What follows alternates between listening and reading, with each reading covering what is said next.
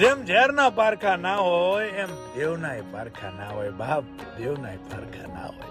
આજે વાત કરવી છે એમાં ડાલડીની સિકોતરની, માં રસુ ગોકર્ણની લાજ રાખનાર જગદંબાની, કે જેણે એક બે વાર નહીં પણ સમયે સમયે પરચા પૂરીને જગતને જાણ કરી કે આ દુનિયામાં દેવ હજુ જીવે છે બાપ, હજુ જીવે છે.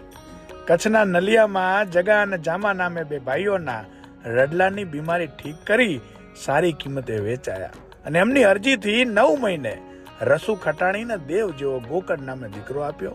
તેની માનતા પૂરી કરવા આવેલ રસુ ખટાણી પર રાજાની કુદ્રષ્ટિ થતા રાજા અને સિપાહીઓને આંધળા કરી માએ આકાશમાં ગાડું ઉલાડી એક જ રાતમાં ડાલડી 5 પીપળા તળાવે ઉતાર્યા હતા. માકા તથા આજુબાજુના 4 ગામોના સીમાડે આવેલ તળાવની પાળે પથ્થર હાંધીને માતાજીએ ગોકર્ણ રસુનું અમર નામ રાખ્યું હતું. આજે પણ ડાલડી ગામે એમાં સાક્ષાત બિરાજમાન છે. આપ પણ આવજો માના દર્શને. જય મા સિકોતર.